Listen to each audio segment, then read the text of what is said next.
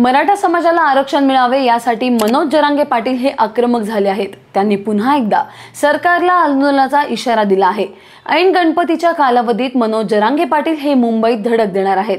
कोणीही अडवले तरीही आम्ही 29 ऑगस्टला मुंबईला जाणारच आहोत, असा निर्धार मनोज जरांगे पाटील यांनी व्यक्त केलाय। आमच्या मागण्या मान्य न झाल्यास मुंबई सोडणार नाही, असा इशाराही त्यांनी दिलाय। नेमके निवडणुकीच्या तोंडावरच हा मुद्दा पुन्हा का कस काय उगावला आणि नेमके यामागे कोणते राजकारण दडलेले आहे हे जाणून घेऊयात या रिपोर्टच्या माध्यमातून। नमस्कार, मी शुभदा आणि आपण पाहत आहात त्याचं काय महाराष्ट्र। मनोज जरांगे पाटील हे मराठा आरक्षणासाठी आक्रमक झाले आहेत। 29 ऑगस्ट रोजी त्यांनी चलो मुंबईची हाक दिली आहे। मोठ्या ताकदीने मराठा समाजात पुन्हा एकदा मुंबईत एकत्र येणार आहे।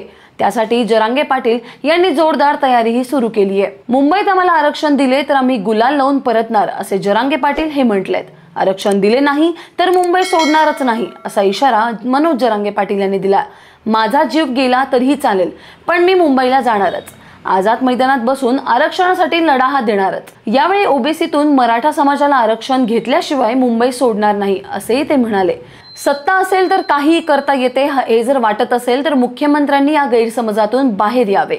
मराठा आरक्षणाची ही अंतिम लढाई आहे। 29 ऑगस्टला संपूर्ण महाराष्ट्र मुंबईला धडकणार असून आरक्षणाचा निर्णय लागल्याशिवाय आता थांबणार नाही। एक घर एक गाडी मुंबईला दाखल होणार असून आता मराठा समाज थांबणार नाहीये। आमची ताकद पूर्ण महाराष्ट्राने बघितली आहे। पुन्हा एकदा ताकद दाखवण्याची आता वेळ आली आहे। मुंबईत या असे आवाहन मनोज जरांगे यांनी जनतेला केले आहे। मराठा आरक्षणासाठी मनोज जरांगे पाटील सरकार विरोधात आक्रमक झाले असून 29 तारखेला मराठा समाज मुंबईत जाणार असल्यामुळे सरकारची चिंता आता वाढली आहे। पश्चिम महाराष्ट्रातील मराठा समाज आम्ही सदन आहोत असे न समजता आरक्षणासाठी एकत्रित येणे हे गरजेचे आहे।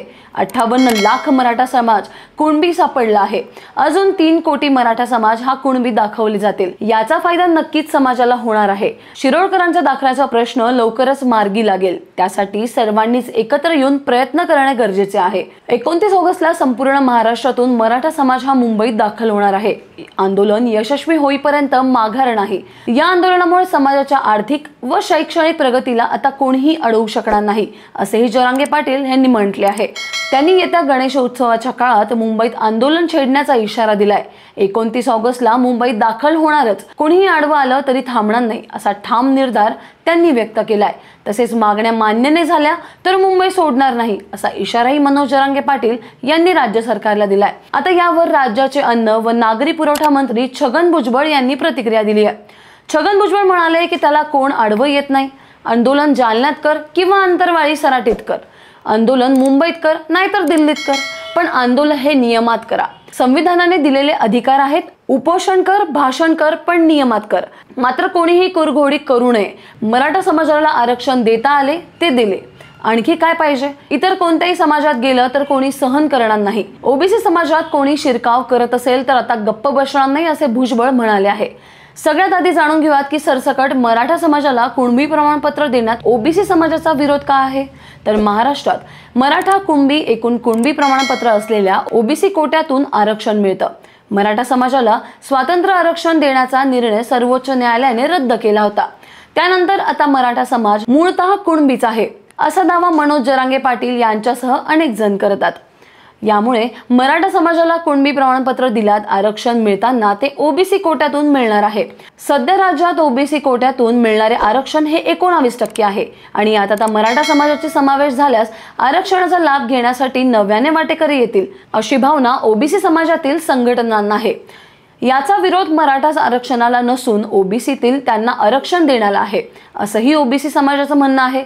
सरकारने मानसिकता बदलली किंवा ओबीसीतून आरक्षण देण्याचा विचार केलात आम्ही जरांगे पाटील यांच्यापेक्षा 5 पटीने मोठी सभा घेऊ, असा इशारा राष्ट्रीय ओबीसी महासंघाचे प्रमुख बबनराव तायवाडे यांनी माध्यमांशी बोलताना दिलाय। आता महाराष्ट्रातील जातनिहाय आरक्षणाची टक्केवारी पाहूया। SC 13%, ST 7%, OBC 19%, SBC 2%, NBT A 3%, NBT B 2.5%, NTC 3.5%, NTD 2%। अशा प्रकारे महाराष्ट्रातील जातनिहाय आरक्षणाची टक्केवारी ही समोर आलेली आहे। आता हा प्रश्न 2 समाजाच्या आरक्षणाबद्दलचा नाहीये, तर हा प्रश्न आता सामाजिक विषय असला तरी त्यातून राजकीय होताना दिसत आहे। आता त्या स्थानिक स्वराज्य संस्थांच्या निवडणुकाही तोंडावर आल्यात। त्यामुळे मराठा विरुद्ध ओबीसी अशा या वादाचा राजकीय फायदा नेमका कोणाला होऊ शकतो, येत्या काळात हे पाहणे खूप महत्त्वाचे ठरणार आहे। या मराठा विरुद्ध ओबीसी वादाचा आता पुन्हा एकदा सुरुवात झालेली आहे। आता याबद्दल नेमका फायदा हा कोणत्या राजकीय पक्षाला होणार आहे असं तुम्हाला वाटतं, हे आम्हाला कमेंटमध्ये नक्की कळवा। आणि अशाच राजकीय घडामोडींच्या बाबतीतील सविस्तर रिपोर्ट पाहायचे असतील तर कुठेही जाऊ नका, पाहत रहा, सबस्क्राईब करा त्याचं काय महाराष्ट्र।